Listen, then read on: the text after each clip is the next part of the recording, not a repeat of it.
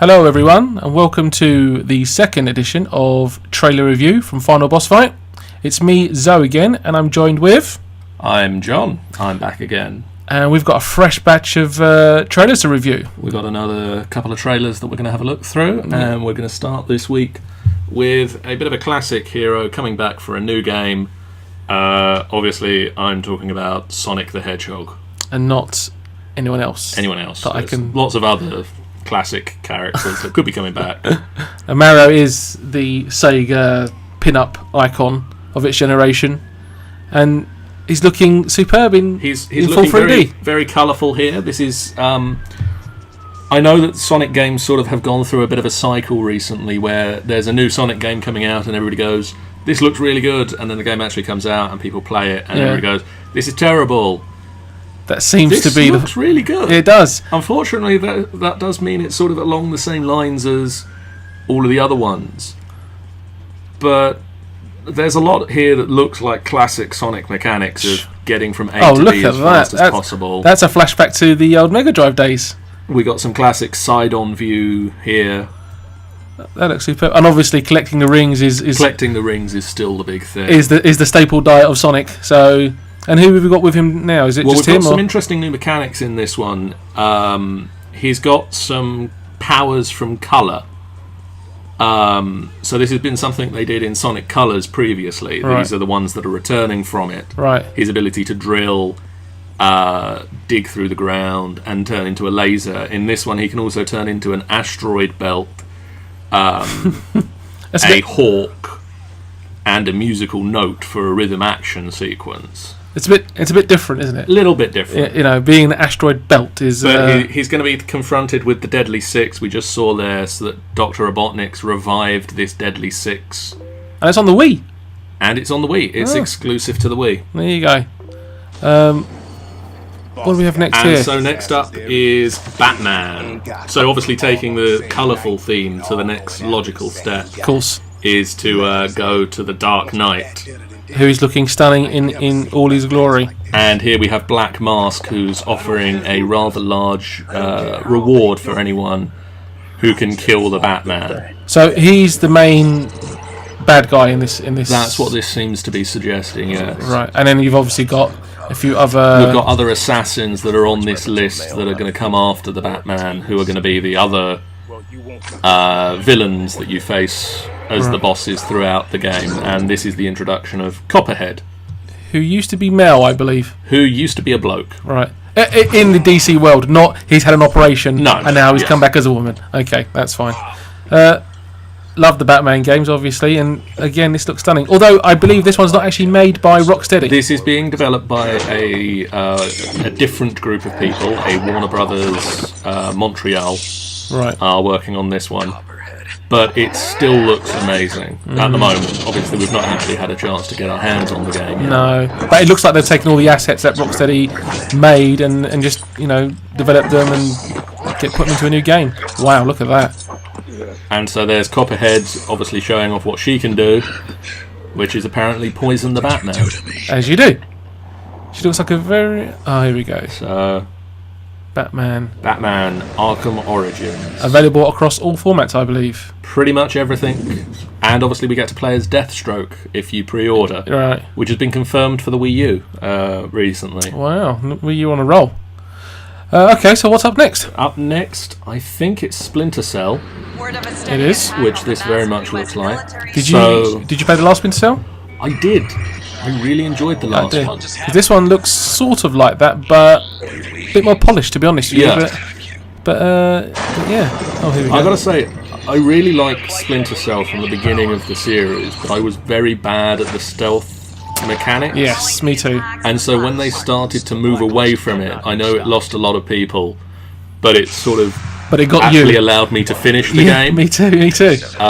Whereas the first couple of Splinter Cells, I always picked them up on day one and got to about level 3 when they implemented that you must finish this mission in stealth mode. And you just couldn't do it. And I couldn't get past the mission. No, me too. But obviously in this one, again, you can go through it stealthy, which is great, but you can also go through it sort of all guns blazing. Yeah, which is the way I like to play as well. I really enjoyed the last one, and this one looks like it could be as good, even better than the last one. What was the last one called again? I can't remember.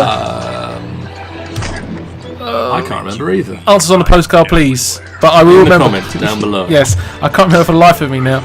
I want to say Blacklist, but I know that's completely wrong. One. Right, exactly. But this one, obviously, we see Sam Fisher is now leading Third Echelon. Oh, I see. So it's actually Third Echelon has closed, and he's leading Fourth Echelon. That's Echelon. Echelon. And this trailer is specifically saying, when everything goes wrong, you have to transform into what your enemies fear the most. What, the Batman? Apparently the Batman. Obviously Sam Fisher has a slightly different take on what the Batman should be. Again, on the Wii U. On the Wii U. Unbelievable. Again. They've gone from having no games being published to every game being published for them. Well, they've got, obviously Ubisoft was a big partner with them, and Sega's signed an exclusivity contract to get the games on there. And so this, I think, is just showing us some of the DLC that you get if you pre-order the game. Which is probably going to be available on the disc. Just put in a code and then there you go, you've got it. Rated M and so then we're on to another game that I'm struggling very quickly to remember the name of. I want to say Saints Row, but I don't think it is. It is Saints Row 4. And this is the trailer that reveals a certain beloved character has returned to us. And coming up the stairs here, we see his glasses and his legs. And we see the rather naked Johnny Gat is back in Saints Row 4. Back, Yay! Now, if you'd seen last week's video, you would know that we are big fans of Saints Row.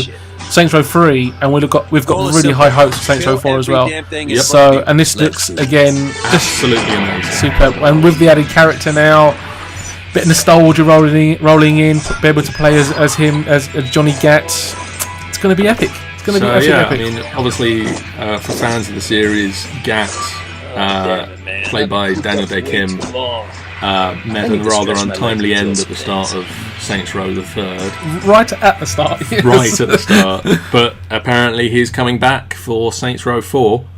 So that will be something to look forward to. Absolutely, absolutely. Can't wait for that one, actually. And rolling into the final trailer. In the Caribbean. 1715. I think it's time for some rum or some Jack Sparrow, maybe? Jack Sparrow. Obviously, we're joining Edward Kenway here for a pirate's life. But obviously, we're alluding to the great series that is Assassin's Creed, and the next adventure, which is Assassin's Creed 4, Black Flag. Have you seen Ubisoft have taken a pirate ship to San Diego Comic-Con? I have not, no. They have taken a pirate ship to San Diego Comic-Con to show this game off. That is superb. So, like most people take a table, maybe a games console, they have a pirate ship. Yeah, maybe even a stand, you know. Maybe a stand. Show off a couple of like things. A statue or something.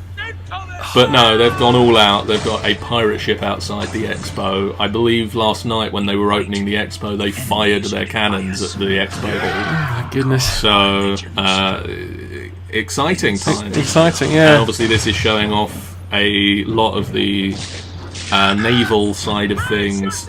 In this one, we're going to be going straight from land to sea with no transitions. Right. So you're going to be running along, you're going to get to the docks, you're going to get onto your ship, and you're just going to be away, and then you're going to transition, and you're going to be boarding the enemy ships a lot more. Apparently 60% of the game still takes place fully on land. Right. Roughly 60%. But the 40%... But the pirate ship stuff... does look epic. So we had a bit of a pirate stuff in the last game, didn't we? The last one we had the naval ships and stuff. Naval combat. Right. This one they've taken that, they've polished it up, they've added a lot of new features to it, and it looks really amazing. You've obviously got your ship throughout a lot of the campaign, and this is not Ezio or Connor from the last two games. This is a brand new character. This is Edward Kenway. This is Connor's grandfather. Right. So obviously he was an assassin. He gave birth to Haytham Kenway, who was a Templar, spoilers, in Assassin's Creed 3. And then he is then Connor, and so we're experiencing his grandfather. So we've seen sort of a whole family tree going on there. So that's the 5, 7, trailers 21 for this week. Yeah. We will be back again later on with another trailer review. We're looking to get another one out later this week, and then another one.